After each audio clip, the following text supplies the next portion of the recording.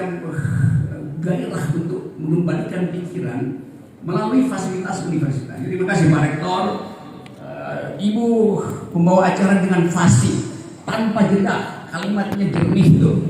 Pak Rektor dengan sedikit guyon tapi ada sinopsis pikiran yang dia kemukakan tuh. Apalagi Pak Wali yang secara cerdas mengemas problem politik kita dalam dua pokok soal tadi, yaitu pemilihan yang tanpa legitimasi pemimpinnya, yang kedua public policy yang tidak di backup oleh social policy. Itu dasar kita sebetulnya hari ini. Jadi saya senang ini saya ada di Universitas Muhammadiyah dan saya sudah keliling Muhammadiyah di Indonesia, ada 180 Universitas Muhammadiyah, mungkin separuhnya sudah datangi. Jadi Indonesia sebetulnya berutang pada pikiran Kiai Ahmad Dahlan. Bayangkan misalnya kalau usia berapa Muhammadiyah? 100.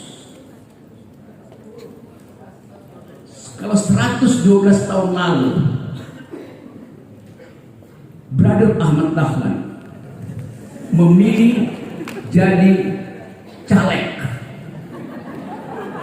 apa yang terjadi dengan Indonesia? Gak ada seorang Muhammadiyah, tapi dia memilih jadi public educator, dia memilih menjadi pendidik. Lalu Indonesia dapat berkah IQ. Kalau separuh dari pengajar-pengajar di Universitas Muhammadiyah mogok berpikir, IQ Indonesia drop 50%. Ada 180 universitas, artinya mungkin ratusan ribu mahasiswa atau jutaan mahasiswa di situ, puluhan ribu dosen, dan itu yang dibebankan oleh konstitusi pada presiden, yaitu cerdaskan kehidupan bangsa. Yang kedua adalah pelihara fakir miskin.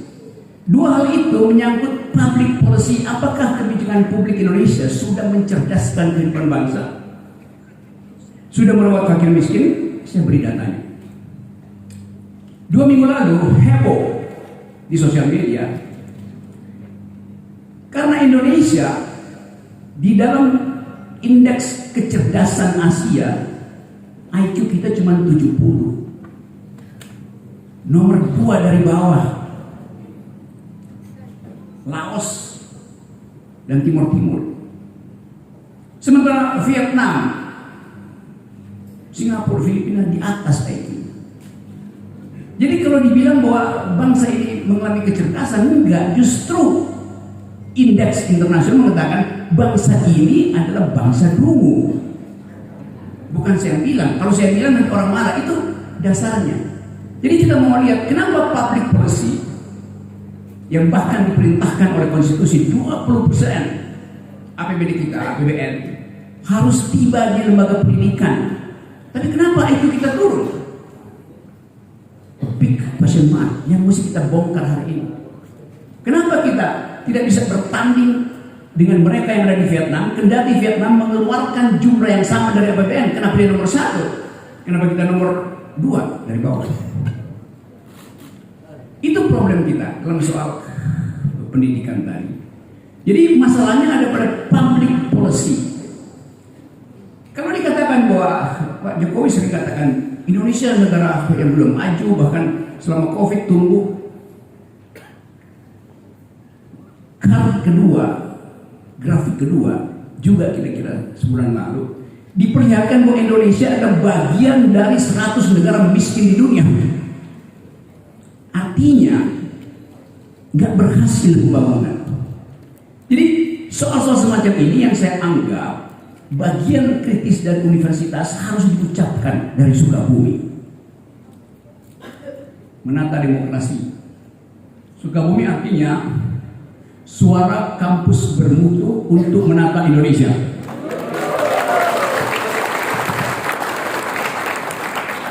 Dan mutu itu yang hilang dari percakapan publik. Karena percakapan publik dikendalikan oleh slogan-slogan di baliho. Saya nyupir sendiri dari Jakarta kemarin, balihonya macam-macam, segala macam toko ada di sepanjang Sukabumi. Partai begitu, baliho besar-besar, wajahnya besar, tapi saya nggak tahu otaknya besar apa kecil ya. Karena pemimpin diuji pikirannya, bukan diuji wajahnya, bukan dikenali wajahnya, diuji pikirannya. Kita nggak mungkin mengetahui isi pikiran pemimpin kalau dia nggak datang di sini bertengkar dengan wali kota, bertengkar dengan rektor di forum akademik. Itu poinnya begitu tadi. Suku raga menampilkan satu sinisme satire yang sangat tajam. Kalau saya bongkar semiotiknya, kira-kira dia mau bilang begini: mulut dikendalikan oleh akal, akal dikendalikan oleh hati. Mulut dan otak itu dua organ fisiologis. Saya bisa bedah otak saya bisa rapikan mulut saya. Tetapi ada orang Prancis bilang, ada otak di dada yang tidak dimengerti oleh otak di kepala. Itu namanya batin. Kolbu dalam bahasa Islam. Kolbu itu tak terbaca, tak terlihat, tapi dia mengendalikan kebersihan politik. Jadi kalau mulut kita gagal diperintah oleh akal, itu artinya akal gagal belajar dari kolbu. Dasar itu yang ada di Universitas Muhammadiyah. Ada keseimbangan antara rasional discourse dan sebutannya emotional atau potential emotional discourse. Karena tadi potensial dia sesuatu yang laten, dia hanya manifest kalau dikerjakan dengan reason. Bagian ini yang saya tidak lihat ada di dalam politik Indonesia. Tadi pagi saya baca dua berita. Berita pertama adalah jatuhnya harga saham Gojek Tokopedia. Sesuatu yang dibangga-banggakan setahun lalu bahkan oleh Pak Jokowi, bahwa generasi muda Indonesia akan kompetisi di wilayah startup. Jadi diandalkan bahwa perusahaan-perusahaan startup ini yang berbasis teknologi akan masuk ke Indonesia dan akan dikerubuti oleh pikiran milenial. Tapi dalam kasus Goto kita tahu bahwa itu semacam perselingkuhan politik antara Tokopedia dan Telkomsel yang di skandal. 2 hari lalu saya baca sahamnya naik. Nah itu dipromosikan buat investor asing. Ini buat mereka yang belajar bisnis policies harus perhatikan itu. Investor asing memborong saham Goto. Oh, oke. 2 hari kemudian sahamnya jatuh. Apa artinya itu dari ilmu administrasi bisnis? Artinya saham itu bisa digoreng di tingkat berita. Sekarang kita tanya, siapa yang menguasai peralatan pemberitaan di Indonesia? Ya mereka juga. Jadi kalau kita bicara tadi tentang apa sebetulnya ilmu yang disebut sebagai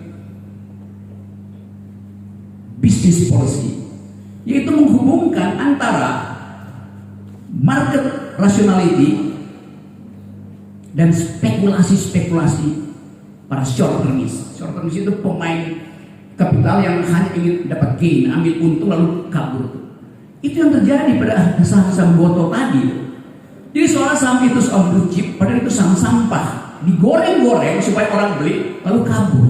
Itu yang terjadi di dunia sekarang, bahwa banyak investor yang akhirnya melihat Indonesia tidak ada potensi untuk tumbuh lalu dia kabur.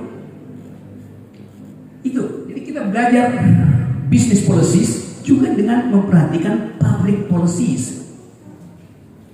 Sekarang kita lihat bagian kedua, public policies. Kasusnya adalah pidato Presiden Jokowi kemarin yang mengumpulkan investor untuk menjual IKN. Itu public policy itu. Tapi saya selalu kasih negative point of view di situ. Bahwa investor asing dulu menganggap Indonesia lukratif sebagai lahan investasi. Karena IKN itu awal-awalnya Presiden Jokowi bilang kita akan punya IKN, yaitu tempat generasi milenial membanggakan Indonesia. Di mana akan dibuat? Di Kalimantan. Saya pertama kali kritik Presiden Jokowi bahwa Kalimantan itu adalah paru-paru dunia, kita banggakan 100 tahun ke depan. Sekarang digali untuk tanam beton. Tapi Presiden bilang, nggak usah khawatir kalian, bukan kritik. IKN tidak akan memakai dana negara. Dan negara artinya APBN. APBN artinya pajak saya. Oke, silahkan. Walaupun saya sudah kasih kritik bahwa public policy untuk IKN tidak didasarkan pada environmental policies, ethics. Karena Pak Presiden sudah putuskan untuk pindahkan ibu kota, baru dia minta kampus untuk membuat AMDAL.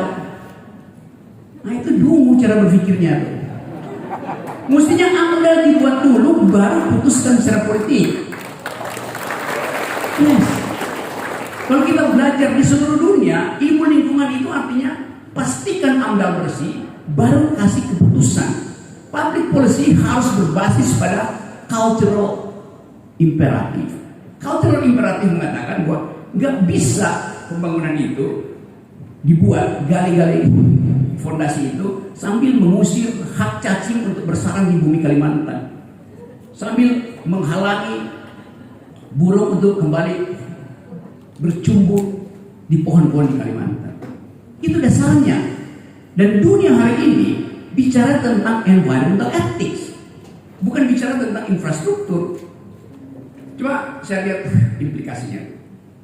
Pada waktu IKN dipromosikan, ada dua nama dunia yang ditaruh di situ sebagai oversight committee, sebagai ya semacam konsultan.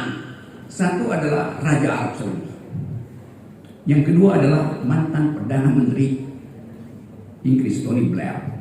Pada waktu itu orang merasa IKN akan jadi simbol investasi yang beradab karena ada uang besar dari Arab Saudi.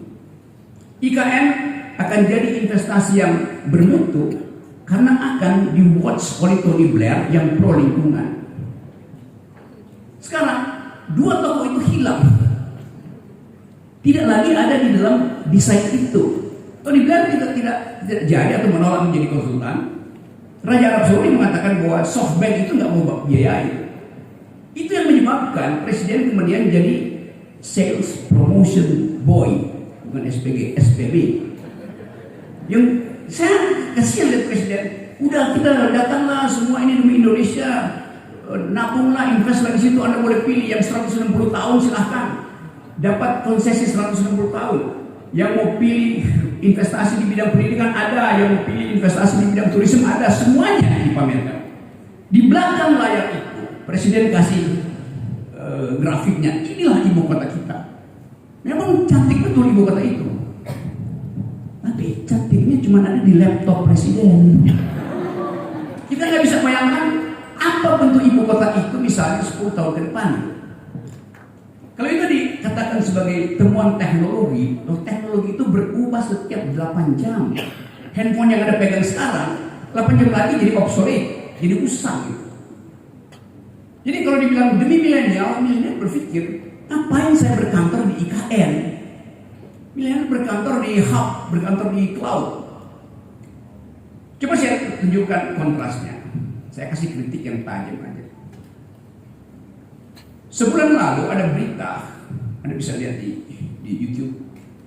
Seorang perempuan Indonesia, arsitek yang belajar di Amerika, dia warga negara Indonesia yang pergi ke luar negeri dulu karena kerusuhan 98. Dia sekarang jadi pembicara utama di semua seminar dunia yang bertema pembangunan pemukiman ruang angkasa. Dia kasih kuliah di Harvard, dia ngomong di Stanford, dia diundang oleh Elon Musk. Tugas dia adalah merancang pemukiman di Mars. Ini perempuan warga negara Indonesia. Sementara presiden dia masih menggali-gali beton di Kalimantan. Coba bayangkan jarak intelektualnya, jarak digitalnya jauh sekali. Nah, inspirasi apa yang mau kita dapatkan dari IKN? Tidak ada apa-apa di situ. Jadi, yang saya mau terangkan tadi bahwa public policy yang diputuskan oleh presiden tidak berbasis pada analisis prospektif. Presiden nggak pernah berpikir bahwa nggak ada orang yang 10 tahun lagi atau bahkan apalagi 2045 100 tahun lagi membanggakan beton. Itu intinya. Jadi saya ingin balik ke sini ke Sukabumi. Saya suka pada bumi itu. Karena bumi itu adalah Gaia, dalam bahasa Latin Mother Earth. Kita diasuh oleh bumi, dan kita semua kalau kita pergi pada seminar internasional, orang nggak tanya, do you speak tadi financial market, do you speak ibu kota baru, orang tanya, do you speak environmental ethics? Anda paham nggak grammar etika lingkungan sekarang? Dalam kecemasan itu kita berpikir tentang masa depan. Kita nggak berpikir tentang Indonesia yang penuh dengan beton. Kita berpikir tentang Indonesia yang suhunya tidak jadi naik 2 derajat sesuai dengan kesepakatan dunia. Kita ingin Indonesia yang berkicau oleh burung, bukan oleh balapan. Anda dengar kemarin, ini berita-berita recent, berita-berita terakhir. Presiden Jokowi bilang bahwa Ketua MPR Bambang Susatyo, mungkin karena dia bisnis, akan bikin sirkuit di IKN. Ngapain ada sirkuit di IKN? Itu akan membuat bising kota itu, dan burung-burung nggak bisa lagi bercengkrama. Burung itu nggak bisa pacaran karena bising suara motor. Padahal hak burung untuk bereproduksi dan berkreasi di pohon-pohon ibu kota itu. Jadi nggak ada public policy dirancang dengan determinasi environment. Begitu ibu kota didirikan, itu setiap hari mungkin 100 private jet akan mendarat di Kalimantan. Untuk apa? Untuk KKN, untuk korupsi, untuk bujuk menteri supaya dia dapat investasi lebih banyak. Jadi itu yang saya maksud. Kita tidak bikin procrastinating terhadap keadaan yang mungkin sekali memburuk di masa depan. Nah, kesalahan dari kebijakan publik Pak Jokowi, dia nggak mau dengar suara dari Universitas Muhammadiyah Sukabumi yang punya mental, punya kemampuan untuk memberi kritik melalui suku raga kan. Karena Pak Jokowi datang dari suku ragu, ragu-ragu terus. Saya kasih kritik ini bukan kritik terhadap Presiden Jokowi sebagai orang, tapi sebagai pejabat negara. Saya nggak pernah menghina Presiden Jokowi sebagai presiden.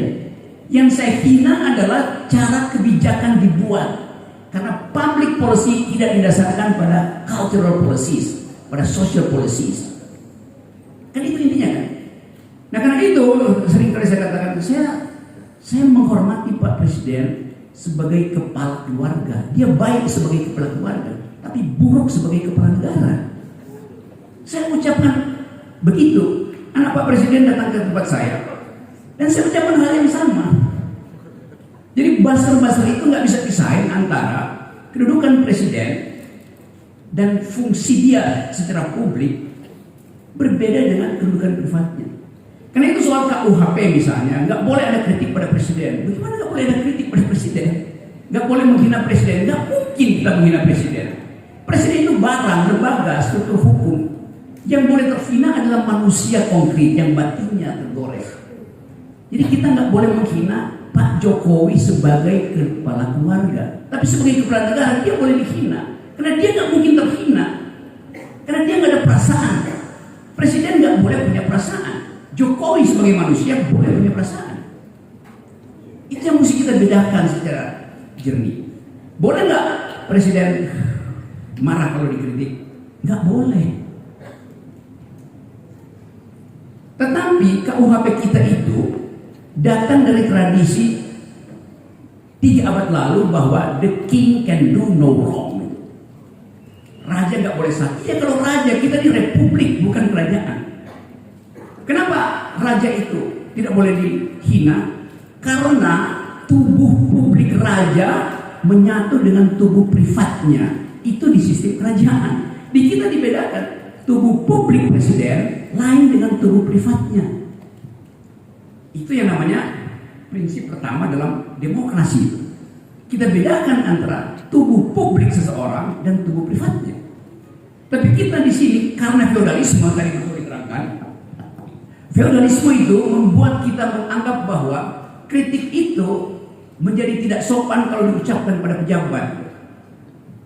Kalau begitu, ucapkan kritik dengan cara sopan santun.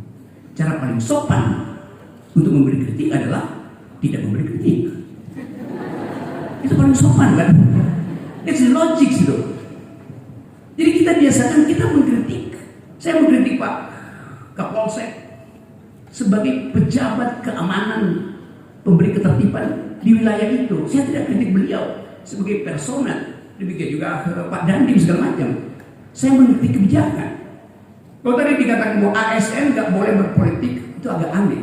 Karena ASN itu statusnya cuma 8 jam. Setelah dia masuk kantor, dia pulang ke rumah, dia diskusi dengan ibu dan anaknya, dengan istri dan anaknya tentang kebijakan negara yang membuat dompet istrinya tidak bisa lagi memberi uang jajan bagi anaknya yang lagi di PAUD. Maka dia kritik kebijakan pemerintah. ASN itu adanya di kantor bukan di rumah. Karena itu ASN dia boleh memilih. Karena dia bisa bikin evaluasi. Tapi pejabat polisi dia 24 jam ada di publik. Karena itu dia nggak boleh mempengaruhi opini publik. Demikian juga TNI.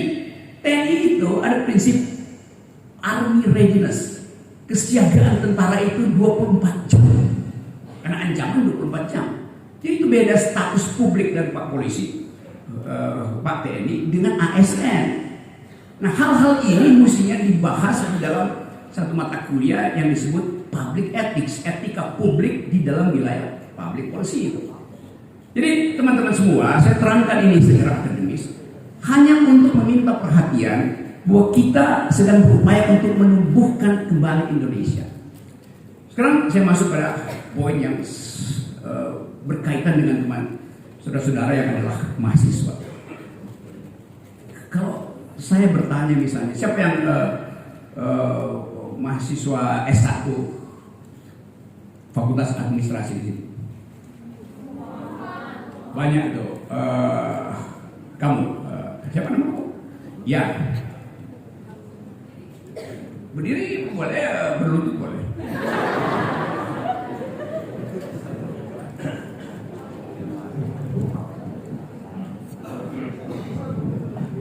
Assalamualaikum warahmatullahi wabarakatuh. Sebelumnya perkenalkan, nama saya Utami Kaulan Sakila dari program studi administrasi bisnis. Oke. Apa yang kamu bayangkan? Kamu semester berapa sekarang? Semester 7. Rencana DO semester berapa? Rencana DO sih nggak ada ya. Kalau misalnya yang lulus sih ada tahun depan, insya Allah, amin. Oke. Jadi teman kita ini dia nggak punya rencana DO. Saya sekolah di 5 fakultas, fakultas teknik, fakultas ilmu hubungan internasional, fakultas hukum, fakultas ekonomi, fakultas filsafat. Saya belajar di 5 fakultas. Saya hanya lulus di jurusan filsafat. Lalu orang bilang, saudara Rocky Anda DO kan dari UI, 4 fakultas DO? Enggak. UI yang saya DO kan dari rencana studi saya.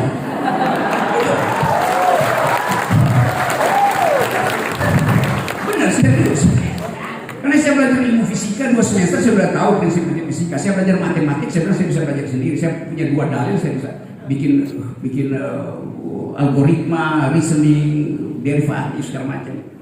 Saya belajar ilmu ekonomi, ya 3 semester saya tahu bisa tuh saya belajar sendiri. Saya belajar politik internasional, saya lihat dosen-dosen itu ngajarin saya politik internasional sama dengan Herald Tribune yang saya baca tuh, ngapain saya ikut kuliah itu kan? Jadi saya memutuskan untuk mendeokan UI. Lalu orang bingung kenapa begitu? Karena buat saya ijazah itu adalah tanda orang pernah sekolah, bukan tanda orang pernah berpikir. Jadi kamu tanya, oke, saya doakan supaya kamu nggak DO. Tapi saya nggak bisa doakan kamu sukses di dalam bisnis, di dalam pekerjaan nanti. Karena bayangan kita setelah kamu lulus, adalah sebagai berikut. Saya terangkan, silakan duduk. Coba bayangkan, dia akan lulus kira-kira 1,5 tahun lagi. Apa yang akan dia temukan 1,5 tahun dari sekarang? Satu adalah kekacauan dalam negeri, yaitu pemilu. Udah pasti. Yang kedua, kalaupun ada presiden baru 2024 ketika dia lulus akan dipusingkan oleh utang luar negeri yang mungkin sudah sampai, kalau digabung dengan swasta udah 17.000 triliun. Bayarnya itu tadi saya lihat di situ. Biaya untuk belajar di fakultas di S2 Universitas Muhammadiyah ini itu berapa tadi? Semester 1 14 juta, semester 2 sampai 4 5 juta. Jadi 2 3 4 15 juta juga, 30 juta untuk jadi sarjana. 30 juta. Sedikit sekali itu. 30 juta itu kalau dikurs dalam dolar $2.000 cuma. Karena dolar sekarang udah 16.000. Ntar lagi naik 17.000 tuh. Sedikit sekali. Sementara data yang diterangkan oleh Sri Mulyani bilang setiap bayi yang lahir hari ini dia akan dibebani hutang luar negeri 30 sampai 40 juta. Jadi Anda bayangkan, begitu Anda lulus, Anda mesti bayar 40 juta pada negeri. Anda udah defisit 10 juta. Saya nggak nakut-nakutin. Lalu kita berpikir, bisnis apa yang akan berada di 2024? Startup di seluruh dunia itu downgrade. Di seluruh dunia perusahaan startup itu berhenti itu. Karena ada kesulitan ekonomi. Kalau kita lihat misalnya, mungkin 2 hari ini Bank Indonesia terpaksa mengikuti logika dari Federal Reserve, dari Bank Amerika, dari Central Bank Amerika, itu naikkan suku bunga. Amerika masih akan naikkan suku bunga karena inflasi di Amerika belum terkendali. Jadi dolar akan dipanggil pulang oleh Joe Biden. Dolar akan balik, akan mudik ke Amerika. Indonesia terpaksa mesti lakukan hal yang sama. Itu naikkan suku bunga. Konsekuensinya apa? Sektornya mati. Karena duit nggak beredar, likuiditas tidak ada. Artinya UMKM nggak akan dapat modal kalau dia mau pinjam, suku bunganya tinggi, sementara pembelinya nggak ada. Jadi kesulitan itu akan sampai juga di Sukabumi. Kesulitan di Amerika karena hubungan financial market akan berimbas ke kita. Dan itu artinya ada kesulitan besar yang bahkan diakui sendiri oleh Pak Jokowi bahwa Indonesia akan ada dalam kegelapan. Jadi kita justru tadi Pak Wali bilang Indonesia baik-baik aja, saya setuju. Karena nggak baik-baik aja, di depan kita ada badai. Sementara tukar tambah politik belum terjadi.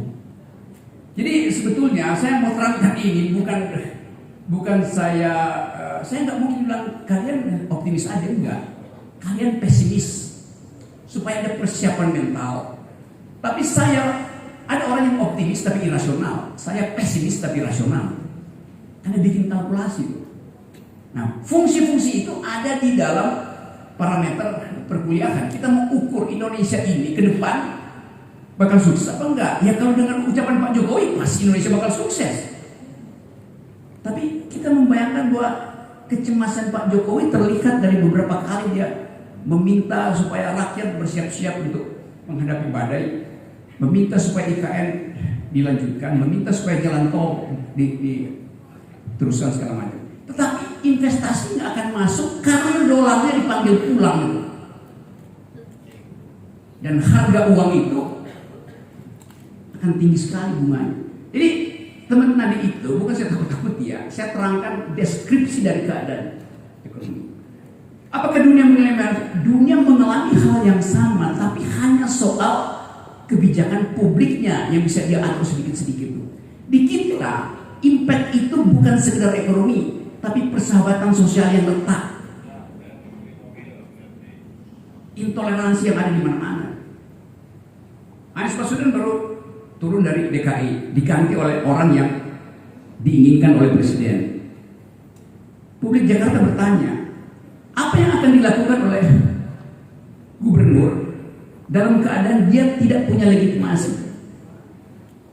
Kan sebentar lagi Pak Polisi dan Pak Dandim akan dapat demo besar-besaran dari masyarakat, buruh, intelektual, yang menganggap bahwa penunjukan pemimpin di daerah yang ada 370 pemimpin daerah itu tidak demokratis karena ditunjuk oleh Presiden melalui Menteri Dalam Negeri. Boleh nggak? Boleh. Kalau darurat, boleh nggak darurat sampai 2,5 tahun? Nggak ada darurat 2,5 tahun. Jadi setengah dari tahun pemilu, pemimpin-pemimpin kita itu ditunjuk oleh Presiden, tidak dipilih oleh rakyat. Itu yang kita sebut sebagai tidak demokratis. Jadi bagaimana kita minta pertanggungjawaban dari pemimpin yang tidak kita pilih? Itu soalnya. Nah, kemasukakalan ini yang ingin saya terangkan sebagai metode berpikir di kampus. Kalau saya balik pada IKN misalnya, Pak Jokowi masih akan memaksakan itu karena cuma itu legasi beliau yang bisa beliau pamerkan. Setelah dia lengser, saya bangun IKN. Tapi saya mesti terangkan dari awal, itu bakal berantakan karena nggak ada yang masuk akal di dalam uraian itu. Tentu kita bangga di IKN, tapi batas dari ambisi adalah APBN. Batas dari ambisi politik adalah APBN. Jadi public policy dibuat dengan ambisius, itu yang membuat berantakan Indonesia. Ambisi untuk bikin jalan tol, ya jalan tol diperpanjang tapi jalan pikiran jadi pendek. Kenapa jadi pendek? Karena per hari ini kalau kita belajar public policy, kita ingin public policy itu menghasilkan otak yang bermutu. Faktanya hari ini stunting, mereka yang kekurangan gizi hampir 2 digit di Indonesia. Jadi anak-anak kita yang hari ini kekurangan gizi, 10 tahun lagi otaknya akan menciut 25% karena nggak ada nutrisi. Jadi bagaimana mungkin bonus demografi itu kita peroleh kalau peralatan untuk bersaing di tingkat dunia itu, yaitu otak, dimiskinkan karena Presiden lebih memilih membuat jalan tol daripada menyediakan nutrisi bagi otak anak-anak. Itu trade off-nya begitu.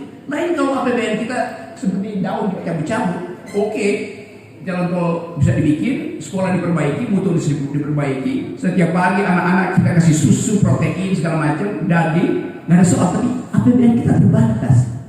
Waktu Presiden memilih kebijakan publik pro infrastruktur, trade off-nya adalah kesejahteraan harus dikurangi. Itu konsep dasar. Karena APBN itu sangat terbatas.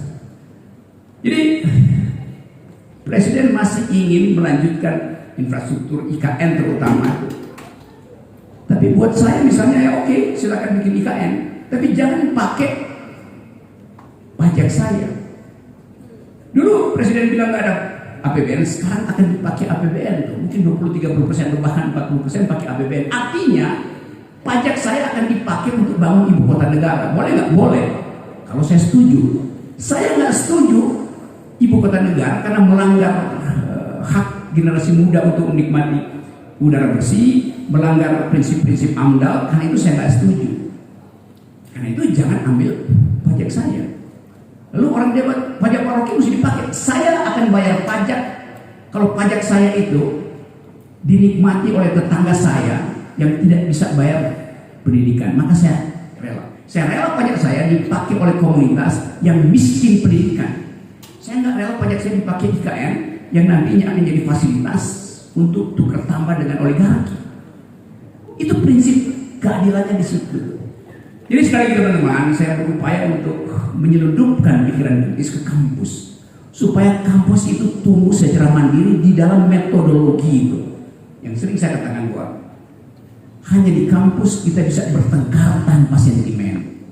Karena di kampus kita diajarkan untuk bertengkarlah dengan argumen. Jadi sekali lagi itu intinya, dan mungkin ada percakapan di antara kita yang bisa memungkinkan orang melihat bahwa di Universitas Muhammadiyah Sukabumi ada surplus akal pikiran. Terima kasih.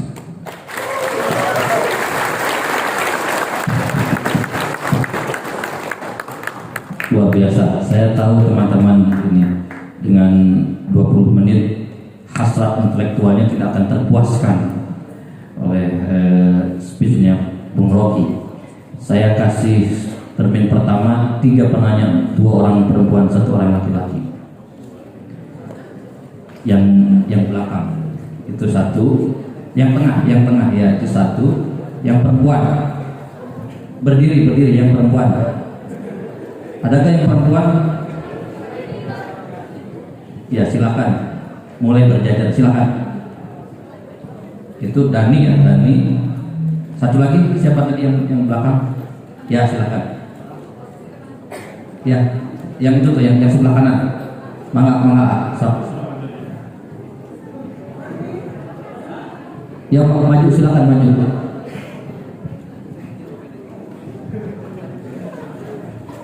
Baik. Assalamualaikum warahmatullahi wabarakatuh. Perkenalkan, nama saya Dengan Yusuf dari Fakultas Hukum. Yang menjadi pertanyaan saya, bagaimana kita bisa menata demokrasi Indonesia menjelang pemilu 2024 ketika presidensial threshold masih terus diterapkan, ketika partai politik yang telah lulus verifikasi daripada KPU tidak dapat memberikan dukungannya atau pilihannya kepada rakyat Indonesia. Bagaimana kita bisa menata demokrasi Indonesia gitu? Baik, berikutnya. Ya, silakan. Di kampung dulu Bang ya. Assalamualaikum warahmatullahi wabarakatuh. Perkenalkan Bu, nama saya Fahmi Ramadhani dari program studi administrasi bisnis. Saya ingin bertanya masalah ada dalam istilah perpolitikan yang disebut sebagai presidensial threshold, dan ada wacana bahwa tahun ini presidensial threshold akan dibuat 0%, yang awalnya 20%, dan itu bakal menjadi sesuatu yang menarik menurut saya. Dan saya ingin bertanya kepada Bung Rocky Gerung, apa yang nanti akan terjadi ketika presidensial threshold 20% diganti dengan 0%? Segitu Bang. Baik, berikutnya 1 lagi mahasiswi. Boleh, silakan. Bismillahirrahmanirrahim. Assalamualaikum warahmatullahi wabarakatuh. Nama saya Panji Setiaji, jurusan Administrasi dari Institut Manajemen Wijata Indonesia. Tadi kan Pak, banyaknya bahwa lebih banyak mengandalkan sebuah ijazah dibanding sebuah berpikir. Bagaimana pada nasib pejabat negara yang lebih kecil dominannya terhadap sebuah pemikiran, hanya mengandalkan keuntungan pribadi, masalah termasuk IKN itu sendiri. Karena kan ada kendala-kendala seperti itu, apalagi itu seperti sirkuit dan yang lain gitu. Jadi menata demokrasi itu mereka itu dengan cara apa sih? Apakah hanya kepuasan hasrat sendiri karena sebagai kepentingan diri pribadi sebagai pejabat? Assalamualaikum warahmatullahi wabarakatuh. Dijawab dulu Bang, ya.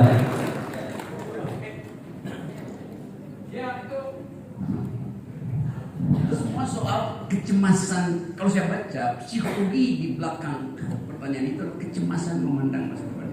Atau dia kata ini pemilu jadi apa enggak sih? Kira-kira itu pikirannya kan.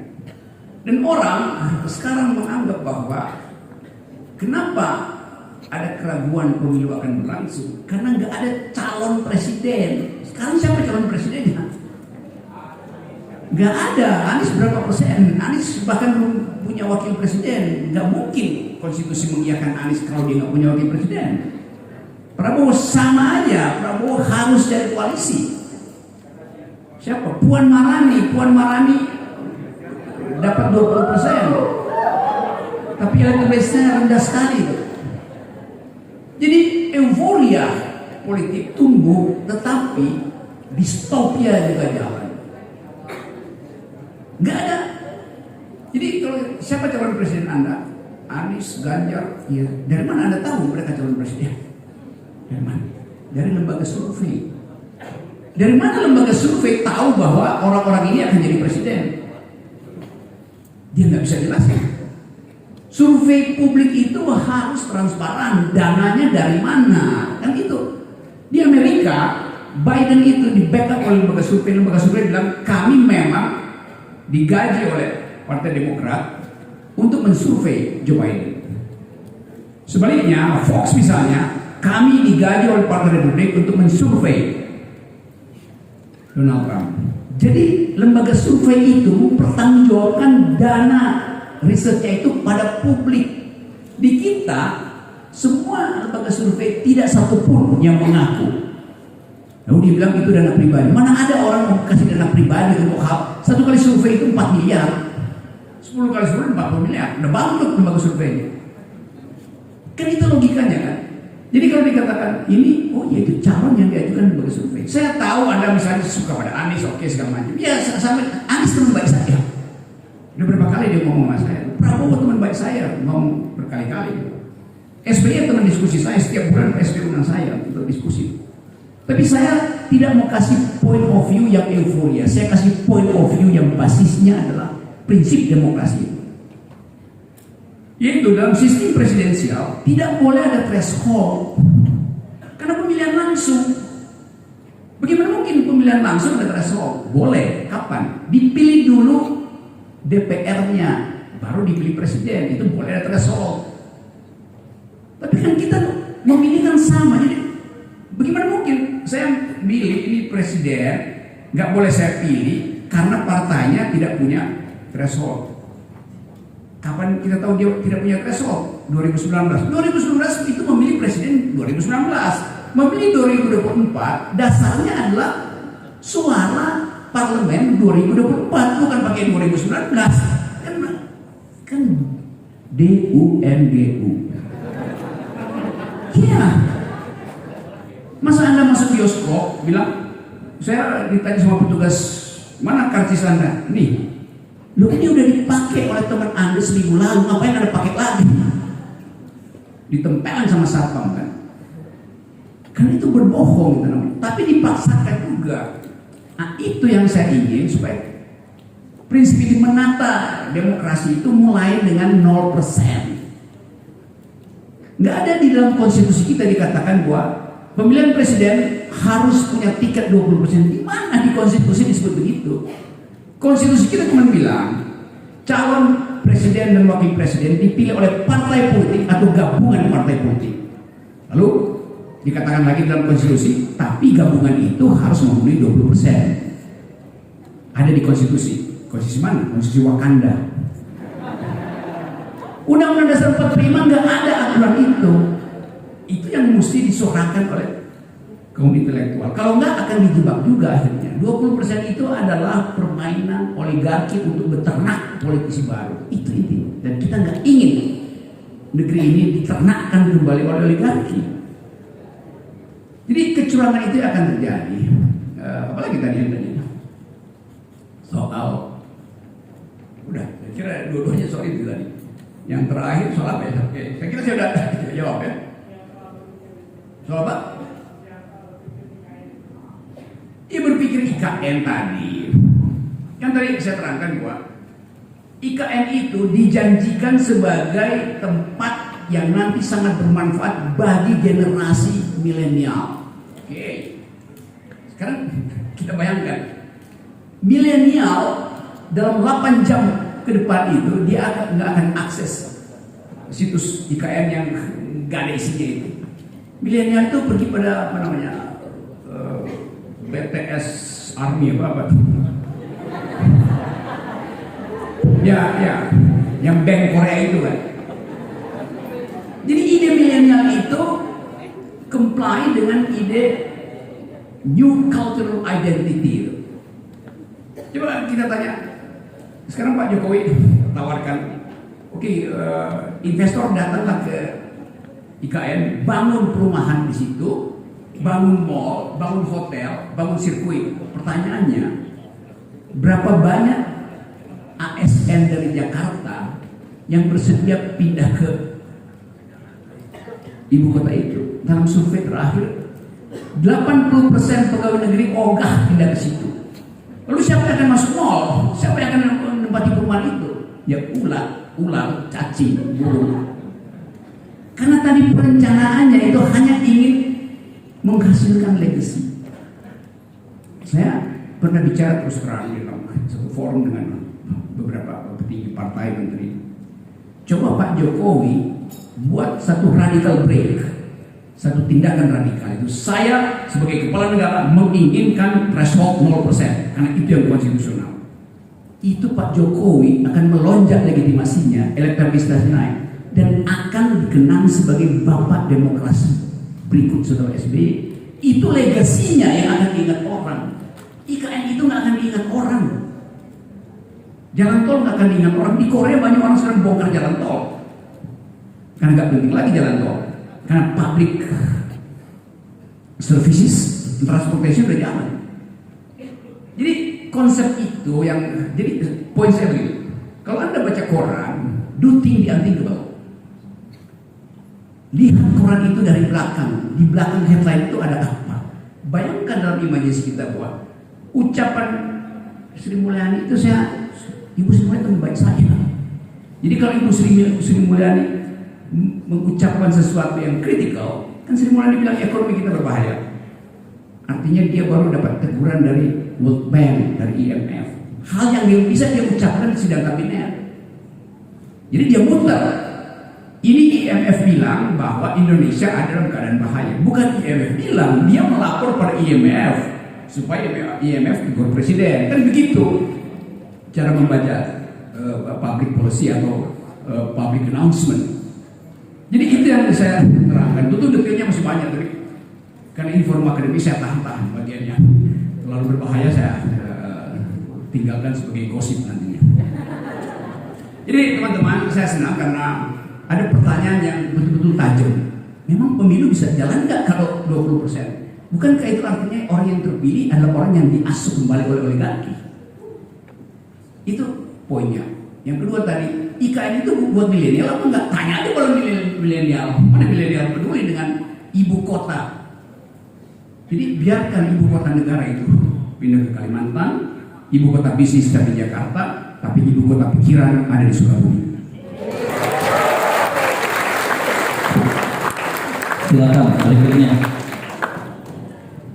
Ini tadi yang perempuan satu, yang mahasiswi, boleh Pak? Pak Sofian, sambil yang mahasiswi.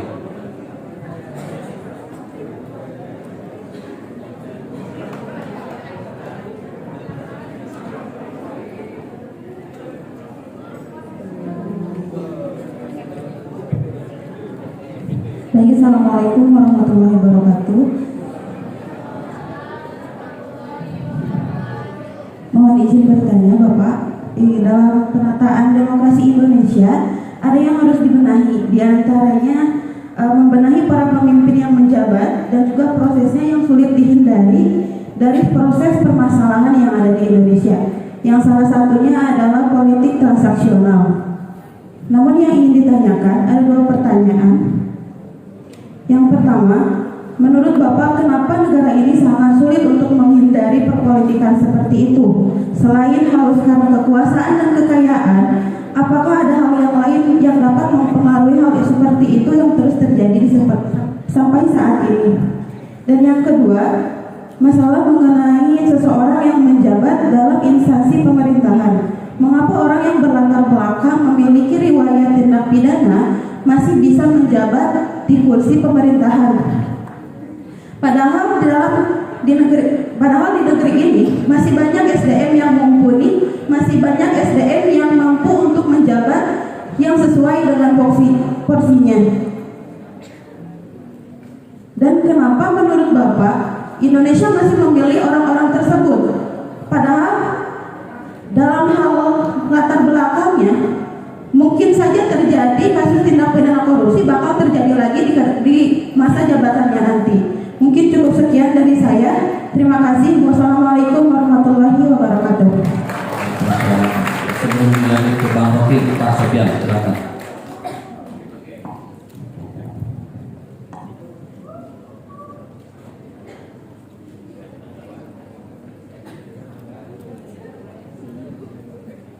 Langsung Pak, keras aja.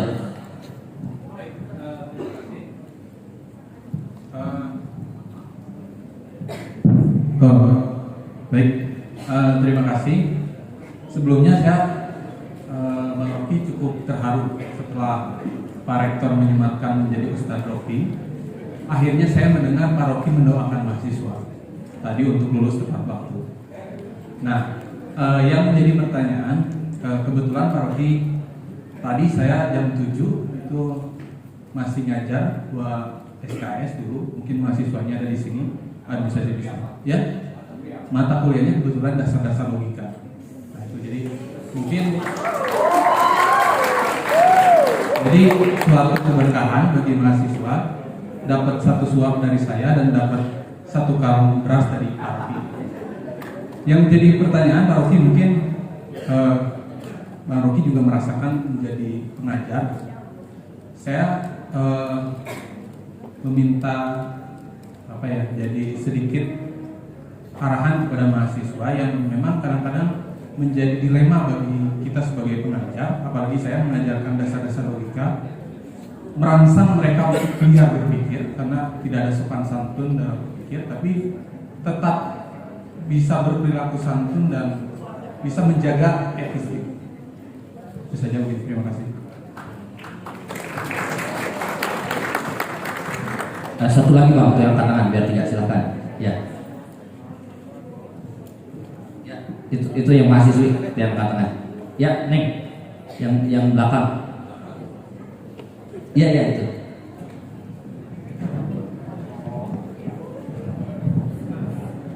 Oke, bismillahirrahmanirrahim. Assalamualaikum warahmatullahi wabarakatuh. Perkenalkan, nama saya Sonia Agustiani dari program studi administrasi bisnis semester 3. Izin bertanya, kan Indonesia itu menjadi politik identitas yang pemersatu tapi memecah belah, pemersatu yang memecah belah. Nah, itu tuh terbagi menjadi 2 antara nasionalis dan agamis. Pertanyaan saya, apakah baik antara nasionalis dan agamis ini untuk menata demokrasi Indonesia? Itu saja. Terima kasih. Assalamualaikum warahmatullahi wabarakatuh. Kamu mahasiswa atau caleg? Oke, dari situ ya. Ada obsesi tentang persatuan. Oleh karena itu, politik identitas dihalangi. Tetapi kalau kita bongkar secara logis, gitu, mengapa perlu obsesi persatuan? Karena dasar ontologi kita, dasar antropologi kita adalah perbedaan. Jadi kenapa kita perlu bersatu? Karena kita berbeda. Tetapi rezim ini membalik logikanya. Demi persatuan tidak boleh ada perbedaan. Itu konyol. Kan itu yang terjadi kan? Kami Pancasila. Oh iya, nggak perlu bilang kami, nggak perlu klaim. Karena itu fakta antropologi kita. Memang kita semua Pancasila. Kenapa mesti ada yang klaim kami Pancasila? Artinya yang lain bukan. Yang lain politik identitas, yang lain Muslim. Kan itu logiknya begitu tuh. Sekarang harus belajar logika. Yang disebut kontra identitas. Jadi nggak boleh ada satu pernyataan pun dari pejabat negeri untuk mengucapkan jangan pakai politik identitas. Dari awal kita sudah berpolitik secara identitas. Konstitusi kita waktu diperdebatkan di Dewan Konstituante, ada orang yang menginginkan negara ini negara Islam, identitinya adalah Muslim. Ada yang menginginkan negara ini merdeka harus balik pada sistem kerajaan, identitinya adalah monarki. Ada yang menginginkan negara ini negara sosialis, identitinya adalah marxistis. Ada yang menginginkan negara ini negara sekuler, identitinya adalah liberal. Jadi semua identitas itu ada diperdebatkan di meja debat konstituante. Ada Profesor Natsir, ada Profesor Hatta, ada Profesor Bung Karno, ada Profesor Muhammad Yamin. Jadi dari awal negeri ini kaya dengan identitas yang beragam. Biarkan aja supaya dia masuk dalam kompetisi argumentatif. Yang nggak boleh adalah mempolitisasi politik identitas. Itu yang nggak boleh. Menganggap bahwa politik identitas itu adalah Muslim, Itu kan bahaya. Lu fakta antropologinya, fakta sosiologisnya bangsa ini adalah Islam terbanyak. Bahkan Pancasila sebelum menjadi 17 Agustus ada versi 22 Juni yang sila pertamanya berbunyi, ketuhanan yang Maha Esa dengan kewajiban menjalankan syariat Islam bagi pemeluk-pemeluknya. Memori kita ada di situ. Tapi dengan kelegaan umat Islam, dengan bujukan Muhammad Hatta, diambil kesimpulan bahwa negara ini tidak akan berdasarkan agama, tidak akan berdasarkan kerajaan, tidak akan berdasarkan paham-paham otoriter, tapi berdasarkan people sovereignty, kedaulatan rakyat. Itu ada di ayat kedua pasal pertama konstitusi. Negara berdasarkan kedaulatan rakyat. Jelas rakyat pasti berbeda. Kan itu intinya. Jadi ada kesalahan identifikasi. Apalagi kalau kita belajar sedikit tentang bahasa Yunani itu, bahasa Latin, bahasa Romawi. Identitas itu artinya orang yang sudah mati. Jadi nggak mungkin ada identitas yang final kecuali dia udah mati. Kenapa? Karena hanya orang mati yang bisa diidentifikasi. Selama Anda hidup, pikiran Anda bertumbuh, pacar Anda bisa berganti, selingkuhan Anda susah Anda halangi kalau dia juga mau berganti. Jadi nggak ada yang final. Selama orang hidup, agama Anda juga bisa berganti. Selama kita hidup, kita digoda oleh kemajemukan. Begitu kita mati, kita final. Kan itu sering orang tanya, Pak Rocky, biodatanya ada nggak? Mau yang pendek apa yang lengkap? Yang lengkap tunggu saya mati. Biodata itu baru lengkap ketika orang yang meninggal. Kalau orang bilang ini biodata Pak Rocky, diambil di Google, oh itu biodata seminggu lalu sebelum saya ada di Sukabumi. Padahal jarak antara Minggu lalu dan Sukabumi sudah diskusi di Bali. 2 hari lalu saya diskusi di Udayana. Kenapa nggak masuk di situ biodata saya misalnya? Jadi balik pada prinsip tadi, identitas itu tidak mungkin final. Identitas itu selalu ongoing, in the making. Jadi menyatakan jangan berpolitik identitas artinya hentikan identitas, artinya mari kita sama-sama jadi mayat. Logikanya begitu. Konsekuensi logis dari berpikir harus kita ambil. Nah karena itu kita mesti curiga, kenapa politik identitas diajukan? Ya karena takut ada perubahan politik yang tidak bisa dikendalikan. Kenapa takut tidak bisa dikendalikan? Karena ingin memaksakan 2 calon, padahal demokrasi itu harus sebanyak mungkin calon. Tapi nanti ada ribuan orang jadi presiden, nggak mungkin lah. Pasti akan tertapis oleh kemampuan dia untuk mengevaluasi. Saya nggak mungkin jadi presiden, mungkin jadi kepala desa di Sukuraga aja lebih enak. Kan nggak semua orang bercita-cita jadi presiden. Ngapain jadi presiden? Pentingnya jadi presiden di era startup, di era Wakanda, di era milenial. Jadi intinya adalah kita ucapkan perbedaan itu mendahului persatuan. Hanya karena kita berbeda maka kita perlu persatuan. Itu dalilnya itu. Dan percakapan semacam ini percakapan akademis biasa. Satu waktu saya kasih kuliah di Sesko TNI di Bandung. Kalau saya kasih kuliah saya dapat pangkat, kalau ada 1 bintang mahasiswa saya dapat 2 bintang. Jadi bisa jadi majen dalam setengah jam. Dipeler, mereka juga di kepolisian. Mahasiswa Sesquad itu angkat tangan, Pak Rocky, apa dasar filosofis untuk kudeta? Bayangkan, pertanyaan datang dari prajurit TNI. Apa dasar filosofis dari kudeta? Itu pertanyaan di dalam ruangan, maka saya mesti jawab. Lain kalau di lapangan dia ngomong tentang kudeta, ya ditangkap lah. Gak boleh TNI bicara tentang kudeta. Walaupun fakta di negara-negara apalagi di Timur Tengah, di Amerika Latin, kudeta terus menerus. Thailand itu kudeta terus, kudeta militer. Di Afrika sekarang mayor mengkudeta kapten karena tradisi demokrasi tidak dihasilkan di situ.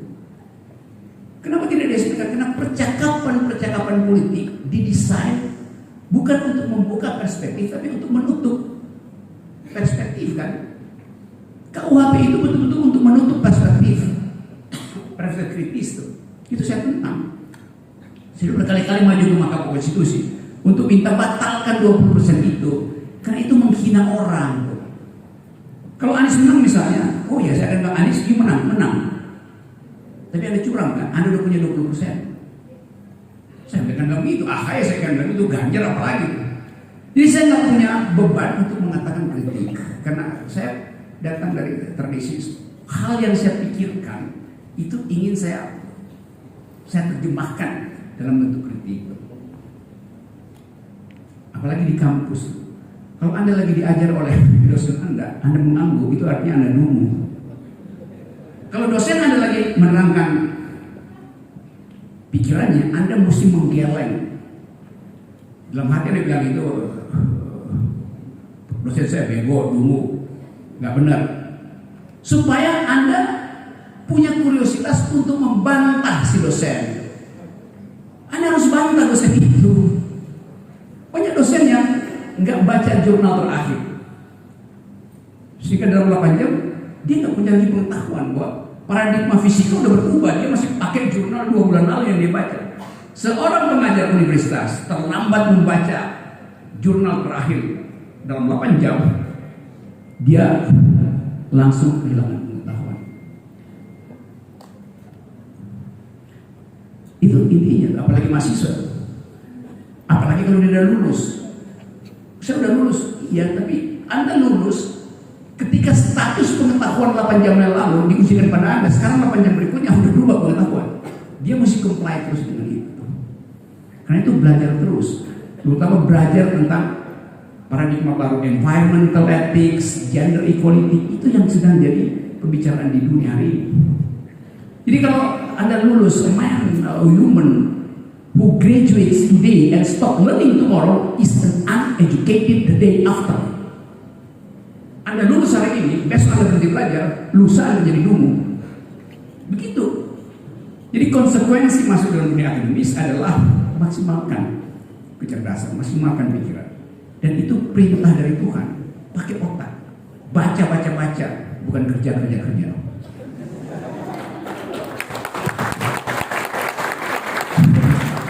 Dalam penelitian dunia, otak manusia itu diberi Tuhan 100%. Otak kita itu 100%, tapi yang kita pakai sampai kita mati cuma 14%. Jadi mereka yang pakai otak 14% pasti masuk neraka. Karena disuruh pakai 100%, dia cuma pakai 14%. Sisanya apa? Dipakai buat korupsi, dipakai buat berbohong. Otak itu dipakai untuk menuntun keadilan, menuntun kejujuran. Kan itu fungsi otak. Jadi kalau Anda gagal memakai otak, nanti di ujung Siratul Mustaqim akan Anda ditanya, berapa persen Anda pakai otak? 100%? Enggak. Survei Umi bilang cuma 20%. Jadi buat apa ijazah Anda kalau di ujungnya akan ditanya oleh malaikat, ya Anda hanya memakai 20% selama kuliah. Maka sesuai dengan Presiden Siratul Esok, Anda gagal. Kira-kira begitu. Sekali lagi kita obrolin sesuatu dengan santai, karena persahabatan dalam berpikir artinya saling mengkritik. Itu namanya kita bersahabat dalam berpikir. Yang sering saya terangkan bahwa pikiran itu disebut pikiran kalau ada yang ganggu. Kalau Anda berpikir nggak ada yang ganggu, artinya Anda sedang berdoa. Beda antara berpikir dan berdoa. Berpikir diganggu, berdoa tidak boleh diganggu. Luar biasa. Ini Bu Wadek sampai jam berapa kita? Ini kalau dilayani nggak akan habis ini, Bang Rocky. Ini mereka menunggu sudah lama, menunggu ingin mendapatkan pencerahan dan berdebat dengan Bang Rocky sampai jam 11 ya. Tadi saya mendapat poinnya bahwa memang akhir-akhir ini kita takut mengucapkan sesuatu, mengucapkan pikiran, speak our mind. Dan ketakutan itulah yang kemudian membuat kebijakan kita menjadi tidak atau gagal menghadirkan keadilan sosial. Makanya pantas Justice Louis Brandeis itu mengatakan, men feel wishes and burn woman. Jadi orang itu dulu di Eropa takut dengan nenek sihir, tapi tidak logis kemudian membakar perempuan, gadis-gadis. Kalau di Indonesia, ini ilustrasi ya, belum tentu benar. Menteri bolehkan jamaah sambut di airport, Habib Rizik yang ditangkap. Kurang lebih begitu. Tapi ini belum tentu benar. Ya. Itu ilustrasi saja. Saya kira kita cukupkan, mau atau mau dibuka lagi? Siap. Saya kasih satu termin lagi. Ini satu mahasiswi, satu di sini. Ini ada sahabat saya, Bu Dr. Ike, yang ini dosen pasca sarjana, yang IQ-nya berlebih, surplus. Bu Dr. Ike dulu, silakan.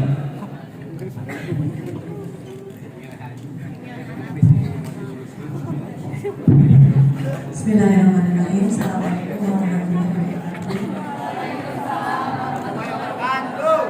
Bung Rocky, saya senang sekali bisa langsung mendengar paparan yang tadi disampaikan. Jadi mungkin di sini saya mau speak up. Saya ini kebetulan sedang diamanati di bidang 2 ya. Jadi saya mengurus urusan. Kenapa? Bukan meneliti.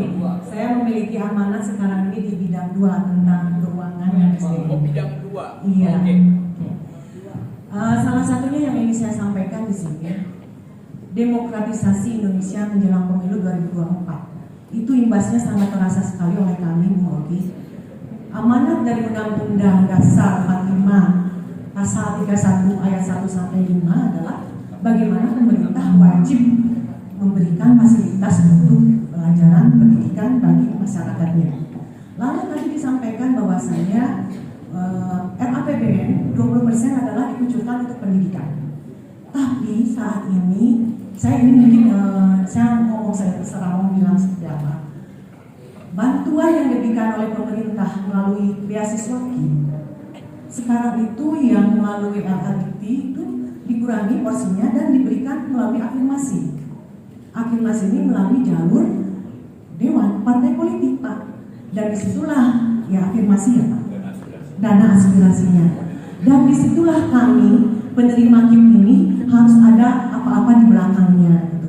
Padahal ini kan kalau amanat daripada undang-undang dan tadi APBN 20% ini tidak perlu terjadi seperti itu. Jadi ini mengkebirian hak daripada masyarakat Indonesia untuk mendapatkan beasiswa melalui jalur KIM. Ini saja yang ingin saya sampaikan.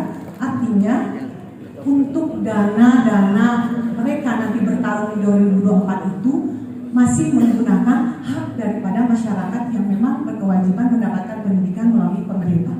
Itu saja.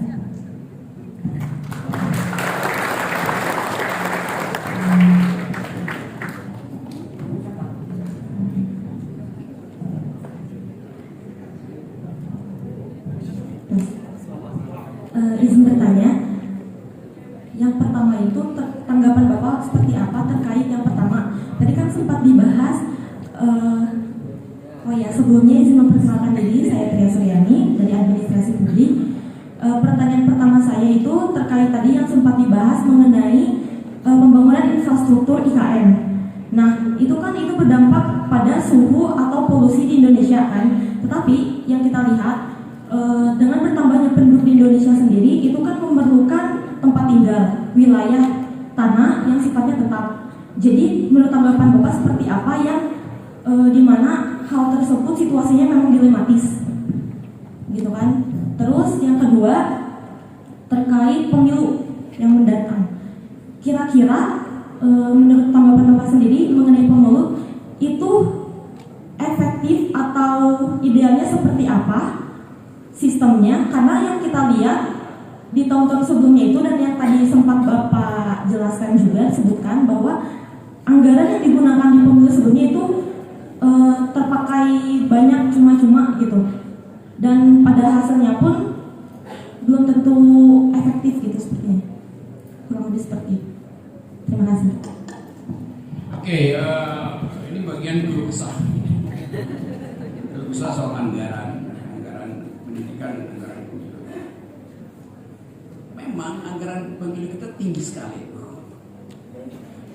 yang sebetulnya bisa dibuat efisien dengan pemilu elektronik aja. Jadi kalau Ya, beberapa hari lalu saya bicara dengan seorang menteri itu. Dia bilang begini, bahkan BLT itu dikorupsi oleh kepala desa.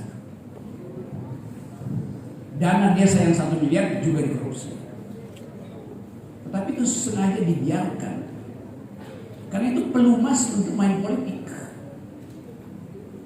Kan itu soalnya kan. Tetapi kita mesti percaya bahwa bangsa ini punya semacam standar etik yang makin lama makin bagus. Kemarin di Jawa itu ada slogan di kampung itu ada tulisan, kami menerima serangan fajar. Udah terang-terangan.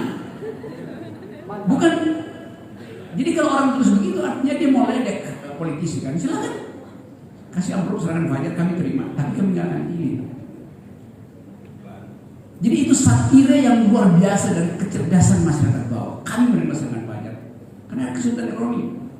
Tapi nggak ada janji mereka akan memilih itu. Apa namanya, duit orang payu, uang tak berguna, uang tak berharga, kan ada viral begitu. Jadi ada pemberontakan etis dari masyarakat bawah yang menganggap bahwa permainan uang itu udah jauh sekali. Nah itu yang kemudian terkait dengan soal sekarang, soal reformasi kepolisian, soal disiplin di dalam kemiliteran, yang orang kembali menginginkan agar supaya pulihkan satu isu besar, yaitu profesionalisme itu harusnya diutamakan sebelum orang main-main uang. Saya lagi mendorong proposal kita di Jakarta ada komunitas yang lagi bikin proposal untuk Pak Sigit minta Kapolri apa proposal masyarakat akademis. Kita bisa kumpulkan juga di sini proposal masyarakat akademis tentang reformasi TNI, reformasi polisi itu. Karena kita mau kembalikan polisi itu di dalam sphere of yang disebut sebagai the supremacy of civilian TNI. Polisi datang dari masyarakat sipil, kemudian dipersenjatai untuk memberi rasa aman itu. Nah, kasus kemarin membuat orang berpikir dari soal Malang kok jadi kacau ya. Tapi kita masih bisa benahi. Kan nggak mungkin kita menganggap bangsa ini nggak bisa, nggak punya aparat yang menjamin rasa aman saya. Saya ingin ada rasa aman. Jadi publik kembali untuk memperlihatkan bahwa ada tuntutan, ada ethical imperatif yang menginginkan Indonesia ditata kembali. Jadi itu prinsip. Termasuk soal tadi ada affirmative action justru pada dunia pendidikan. Beberapa tempat saya kasih kuliah umum dan anggota-anggota DPR mengeluhkan bahwa dana aspiratif itu makin lama makin tidak bisa dipertanggungjawabkan. Apalagi di daerah itu, apa namanya, dana kunjungan, ya itu kalau anggota DPR pusat satu hari dia boleh pakai 1 juta rupiah. Kalau di daerah anggota DPRD-nya itu cuma boleh 100.000. Itu kan ngaco. Yang harus punya dana untuk kunjungan ke konstituen justru anggota DPR di daerah. Kan anggota pusat itu nggak ada misalnya tetangga yang tiba-tiba nyelonong tengah malam ke anggota DPRD minta bantuan untuk minjem mobil karena istrinya mau melahirkan, terpaksa dikasih. Ada yang mengalami kesulitan beasiswa, anggota DPRD daerah itu yang paling tahu keadaan lokal masyarakat, bukan anggota DPR pusat.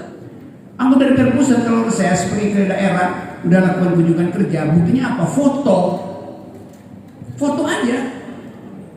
Dia nggak kerja, yang penting udah ada foto bukti bahwa kunjungan kerja. Jadi ketidakadilan itu ada di dalam cara kita melihat fungsi utamanya apa itu. Pak Kapolri tentu punya kebijakan tentang keamanan, tetapi pengetahuan tentang potensi ketidakamanan ada pada Pak Kapolsek. Itu artinya pembekalan logistik, pembekalan sistem harus ada di tempat yang paling lokal. Sama dengan soal beasiswa. Hak dari UMI ini untuk dapat beasiswa. Tetapi yang ini kan bukan negeri, swasta. Karena itu ya cari duit sendiri tuh. Loh enggak ada pembedaan dalam undang-undang dasar bahwa kami hanya akan mencerdaskan rakyat Indonesia yang sekolah negeri. Enggak. Cerdaskan rakyat Indonesia dimanapun dia berada, mau sekolah di UBI, mau sekolah di MIKU, enggak penting. Yang penting dia ingin sekolah. Anak-anak yang ingin sekolah justru datang dari bagian-bagian yang seperti yang diasuh oleh Muhammadiyah tuh, yang merasa bahwa kedekatan kultural dengan Muhammadiyah karena bapaknya Muhammadiyah, ibunya Muhammadiyah, kan bukan dipilih oleh anaknya untuk sekolah swasta sebetulnya. Nah karena itu dana itu mesti bisa diakses secara sama. Apalagi berkali-kali saya dapat keluhan dari teman-teman guru honorer yang gajinya 300.000 tapi itu mesti 6 bulan pun dia peroleh. Dianggap bahwa ya udah ini kan gaji honorer. Justru yang honorer itu yang mesti dikasih gaji lebih besar. Kan kalau ASN kan ada jaminan pensiun. Kalau honorer nggak ada jaminan, maka dia mesti diberi gaji lebih besar. Tapi kemudian pemerintah pusat mengelak, oke, tapi itu dibebankan pada daerah. Jadi daerah harus membiayai guru-guru honorer ini melalui dana alokasi yang sudah diberi oleh pemerintah. Padahal dari awal pendidikan itu urusan pemerintah pusat, mencerdaskan kehidupan bangsa itu urusan presiden, bukan urusan wali kota dari segi konstitusi. Jadi kita tuntut aja bahwa hak saya untuk cerdas harus memungkinkan saya diberi akses pada anggaran. Nah itu intinya. Jadi sekali lagi harus fight terhadap akses itu. Itu pentingnya. Kedua tadi apa? Siapa tadi? Apa lagi tadi? Ini tadi terkait bagaimana sistem pemilu yang kira-kira ideal. Iya itu, kita udah pakai sistem pemilu. Kayak kalau yang ideal bagi saya sebaiknya negara ini dibikin negara federal aja tuh kayak Amerika. Kan negara ini terlalu besar sebetulnya. Tapi orang takut nanti kita pecah. Lo nggak pecah. Amerika tuh nggak pernah pecah justru karena unit-unit penyelenggara itu ada di daerah, dikasih kesempatan pada daerah. Kan kita sebetulnya, misalnya kita ada DPD, tapi DPD nggak punya kewenangan untuk buat undang-undang. Jadi mengapain ada DPD? Padahal DPD lah yang merupakan perwakilan langsung dari aspirasi rakyat, karena dipilih langsung dari daerah. Kalau anggota DPR kan dipilih melalui partai putih kan, yang udah ada pertamanya, udah ada koneksi-koneksi yang itu intinya tuh. Nah kalau kita ada sistem DPD, maka konsekuensinya negara federal sebetulnya lebih cocok. Kan DPD kita kan jadi kayak senator di Amerika kan. Tapi di Amerika anggota DPD, senator itu punya hak membuat undang-undang bahkan atas namanya sendiri itu. Misalnya Sakti Act, undang-undang yang disusun dengan kecerdasan rektor UMI, maka diberi nama Undang-Undang Rektor UMI untuk menghargai dia sebagai pembuat undang-undang. Itu anggota DPR di Amerika begitu. Senatornya itu akan diberi penghargaan kalau dia bikin rancangan undang-undang yang pro rakyat, diberi nama dia. Kalau ini kan fraksi bikin proposal, konsultasi lagi pada ketua partai. Ketua partai ada komorbidnya, karena potensi untuk dikasih jaket orange oleh KPK, maka ketua partainya konsultasi lagi pada ketua partai yang lain. Jadi itu yang membuat politik kita jadi mahal gitu, karena transaksinya banyak itu, sampai kemana-mana itu isinya transaksi. Jadi sekali lagi kita ingin pastikan bahwa ini negeri yang sedang mengalami goncangan dalam dua soal.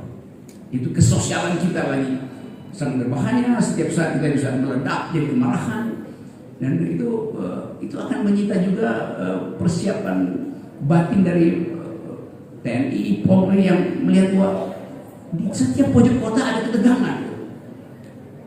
Nah ini bahayanya kalau universitas tidak menumbuhkan harapan. Jadi universitas punya kemampuan untuk menumbuhkan harapan. Nah, saya senang di sini ada pelajaran logika dasar bahkan tuh. Dan itu yang akan membuat kita mampu untuk menapis mana yang logis, mana yang ilogis. Nah, seringkali logika itu dianggap sebagai ilmu pengetahuan tambahan buat SKS aja, enggak. Saya dulu usulkan bahwa di Indonesia mesti dari SMP kelas 3 diajarin logika. Karena itu adalah cara kita untuk berpikir sehat, reasoning. Nah itu sebetulnya poin-poin dasar. Pedagogi dasarnya adalah berpikir. Karena itu logika mesti. Di Perancis kan SMP itu diajarin logika. Jadi kita sebetulnya punya kemampuan melebihi negeri lain Karena kita ada tradisi berdebat. Para pendiri bangsa ini ada pendebat ulung, walaupun mereka tidak semua lulusan universitas, tapi mereka membaca literatur. Yang lebih penting adalah pasti berpikir logis itu hanya dituntun oleh dalil-dalil logika, tidak dituntun oleh kepentingan politik macam-macam. Nah, seringkali juga kacau. Suatu waktu saya tanya pada salah seorang dosen logika di universitas, Anda kalau kasih nilai logika itu bagaimana? Dia bilang ya ikuti urutannya. Kalau bagus dikasih A, kalau ada kesalahan dikasih B, kalau salah banyak dikasih C. Saya bilang logika itu hanya benar atau salah. Kalau Anda kasih mahasiswa Anda nilai A, artinya dia berpikir logis. Kalau Anda kasih dia nilai B, artinya dia berpikir setengah logis. Setengah logis itu artinya tidak logis. Begitu dalilnya. Jadi ilmu logika itu atau Anda lulus atau tidak lulus, gitu aja gampangnya. Atau dapat A atau dapat B. Karena nggak ada berpikir setengah logis. Yang berpikir setengah logis biasanya politisi itu. Jadi teman-teman, saya kira kita cukupkan di sini. Dan kali kita bisa bicara banyak hal, tapi saya gembira bahwa Universitas Muhammadiyah Sukabumi mengambil inisiatif untuk membuka percakapan publik di wilayah akademis. Saya ingin para politisi datang ke sini diundang untuk bertengkar secara pikiran, secara konseptual. Jangan cuma majang di baliho atau bola-bola di WC, bola-balik di WC atau tiba-tiba muncul di ATM wajahnya. Kita mau tahu pikiran Erick Thohir apa, pikiran Ganjar apa, pikiran Anies apa, pikiran Ahy apa, segala macam itu. Jadi bikin panel justru untuk menguji pikiran calon presiden. Di Amerika biasa, calon presiden pertama-tama minta diuji di kampus, bukan di panggung dangdut. Jadi sekali lagi terima kasih teman-teman Pak Polisi, teman TNI, Pak Rektor, Sivitas Akademika di sini. Saya berjanji akan mempromosikan universitas ini bahwa ini tempat kita. Nah, kalau saya membuat kesalahan hari ini, jangan dimaafkan. Supaya saya ingat kesalahan saya. Kalau dimaafkan, bisa saya ulangi kesalahan saya. Gitu. Saya terangkan tadi secara akademis dengan perspektif filosofi. Seringkali orang menganggap bahwa filsafat itu menyesatkan. Benar. Tapi dengan berfilsafat, Anda akan tersesat di jalan yang benar. Terima kasih. Luar biasa, terima kasih Pak Rocky. Sebelum kita tutup, ada pertanyaan terakhir dari saya nih Pak Rocky.